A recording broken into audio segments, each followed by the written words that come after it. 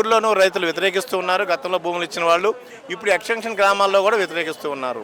కానీ గతంలో రైతులే ముందుకు వచ్చి ఇచ్చారు అనేది ప్రభుత్వం కదా చంద్రబాబు నాయుడు గారు అన్నారు. గతంలో చంద్రబాబు నాయుడు గారు ఏదో చేసేస్తారేమో అని భ్రమపడి మోసపోయి నష్టపోయి ప్రజలు భూములు ఇచ్చినటువంటి వాళ్ళు ఈరోజు వాళ్ళు చెప్తూ వాళ్ళు కొట్టుకుంటూ ఉన్నారు. ఇచ్చినటువంటి వాళ్ళు అగ్రిమెంట్ జరిగింది సిఆర్డీఏ తోడు. అగ్రిమెంట్ టర్మ్స్ ప్రకారంగా ఈరోజు ఏమైనా ఈరోజు కాదు గత 5 ఏళ్లలో కాదు ఇప్పటికైనా సరే ఆ ప్రభుత్వాలకి ఆ రైతులకి ఏమైనా వర్క్ జరుగుతూ ఉందా అండి? రోడ్లు జరుగుతున్నాయా? ప్లాట్లు హ్యాండ్ ఓవర్ చేశారా? సీసీ రోడ్స్ చేశారా? వాటర్ ఉందా? డ్రైనేజ్ ఉందా? ఎలక్ట్రిసిటీ ఉందా? ఎటువంటిది ఏదైనా అభివృద్ధి అనేది అక్కడ కనపడుతూ ఉందా? చూడండి, ఎటువంటి అభివృద్ధి లేదు.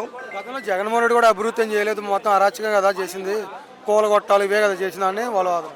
ఒక్కసారి తీసుకోండి సార్, మీరు గతంలో ప్రభుత్వం ప్లాన్ లేకుండా హైదరాబాద్ చూడండి, ఇప్పుడు ఏ ప్రకారంగా అయితే ప్లాన్ లేకుండా చెరువులు ఆక్రమణలు పర్మిషన్ లేని చోట్ల బిల్డింగ్లు కడితే హైదరాబాద్ ద్వారా బిల్డింగ్లు కట్టకూడదు మంచిది కాదు అని చేసిందా?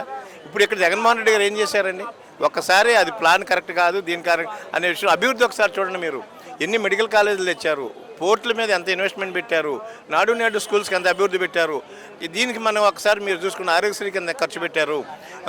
ఎంతమంది పేద ప్రజలకి 5 సంవత్సరాలు కరోనా తీసుకోండి సార్, ప్రపంచం అంతా అట్టుడికిపోయింది, ఆర్థిక వ్యవస్థ దెబ్బతింది. మరి జగన్మోహన్ రెడ్డి గారు కనపట్టలేదా ఇవాళ మీకు?